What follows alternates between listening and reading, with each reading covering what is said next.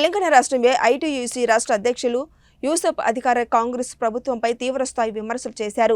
గోదావరిఖనిలో APC కార్యాలయంలో ఆయన మీడియాతో మాట్లాడుతూ ప్రస్తుతం ఉన్న రేవంత్ రెడ్డి ప్రభుత్వ ఉద్యోగులకు జీతాలు ఇచ్చే పరిస్థితుల్లో లేదన్నారు.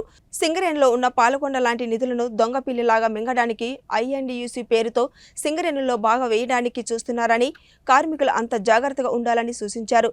కంపెనీకి కార్మిక వర్గానికి నష్టం జరిగిందన్నారు. ఎల్లప్పుడూ కార్మిక పక్షాన పోరాడుతున్న ఏఐటీయూసీని గెలిపిస్తే కంపెనీకి కార్మికులకు మేలు జరుగుతుందని, నక్షత్రం గుర్తుకు ఓటు వేయాలని కోరారు. ఏటీడీసీలో పనిచేసిన నాయకులంతా ఒక సమస్యపై పోరాటం చేసి బోనస్, పెన్షన్, లాభాలు వంటి ముఖ్యంగా సింగరేణి కార్మికులు అనుభవిస్తున్న హక్కులన్నీ ఆ నాయకులు ద్వారానే వచ్చాయని గుర్తు చేశారు.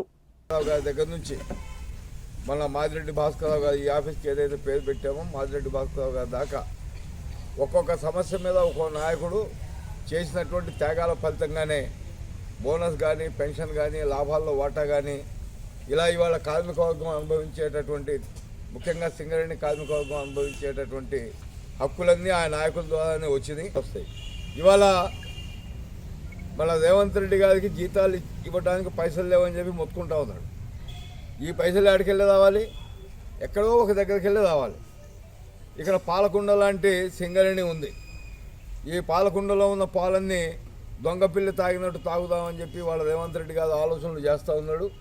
దానికి సంబంధించి మాకు యూనియన్ ఉండాలని చెప్పి సీఎం ఆఫీస్ నుంచి ఎమ్మెల్యేలకు ఫోన్లు పోతూ ఉన్నాయి. మీరంతా ఐఎన్టీసీకి పోయి సపోర్ట్ చేయండి, అక్కడ నిలబడండి అని.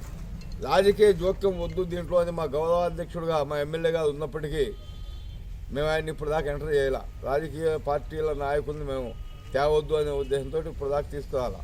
మరి వాళ్ళు వస్తే ఆయన కూడా రావాల్సినటువంటి పరిస్థితి ఉంటుంది. కాదు, 60,000 కోట్లు ఇవ్వాలి.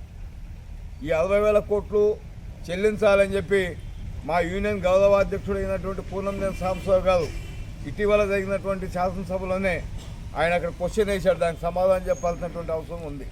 మరి ఆ 60,000 కోట్లు వస్తే సింగరేణి నష్టాల్లో ఉండాల్సినటువంటి అవసరం ఏంది? ఆ బాధ్యత మేము తీసుకుంటాం. ఆ 60,000 కోట్లు వసూలు చేస్తాం. దాంట్లో కూడా కార్మికులకు లాభాల్లో వాటా వచ్చేవాడు చేస్తాం. ఏంటంటే వార్ వన్ సైడ్, యుద్ధం అనేది వన్ సైడే ఉంది. మొత్తం ఏఐటీసీ గెలిచింది అనేది మాకు అర్థమైపోయింది. కాకపోతే ఇప్పుడు మెజార్టీ ఎంత? 80% మెజార్టీ తీసుకొచ్చి కార్మికుల మా